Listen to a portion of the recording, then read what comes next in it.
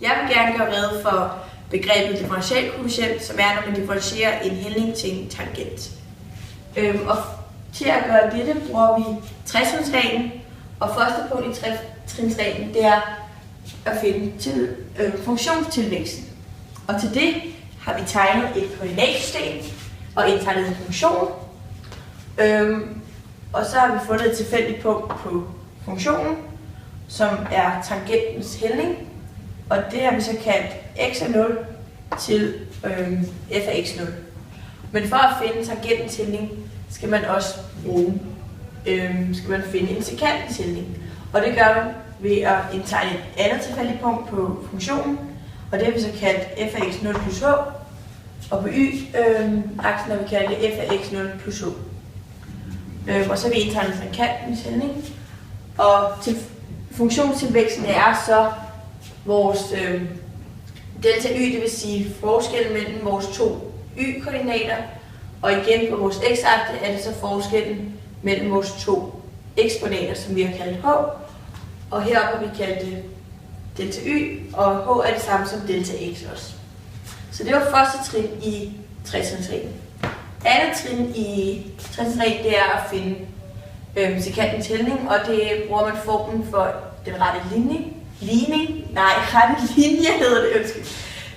Og der bruger man så delta y og vores delta x, som man også kan kalde vores h.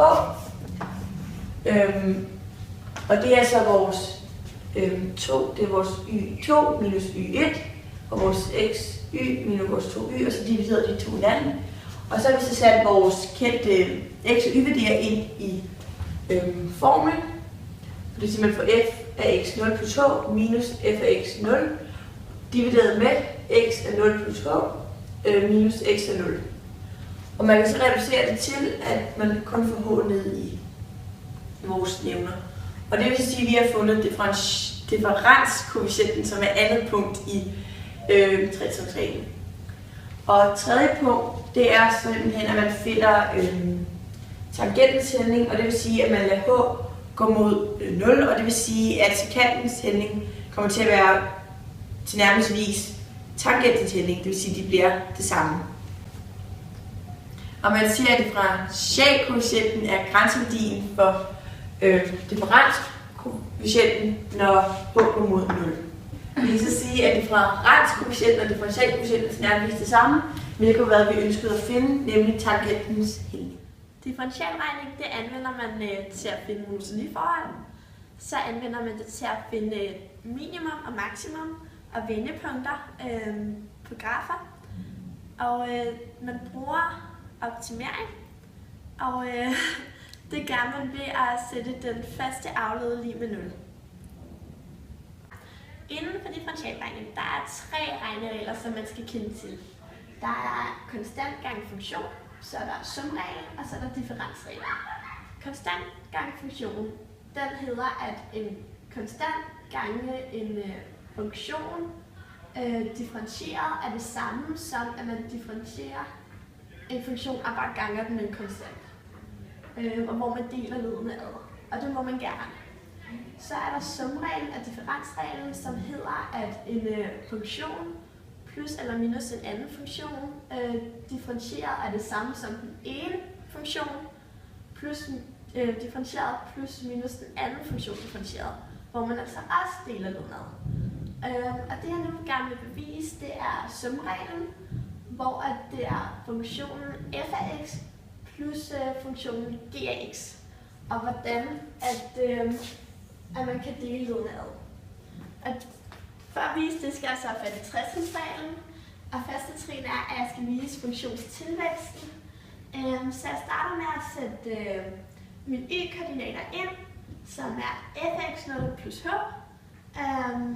plus g af x 0 plus h, og så trækker jeg mine to andre y-koordinater fra, som er f af x 0 plus g af x 0, og så får jeg så ligesom hvor meget den vokser på y-aksen. Så kan jeg gå videre til andet trin, hvor at, jeg så deler med h, som så er det samme som delta x, altså hvor meget den vokser på x-aksen. Og det kan jeg så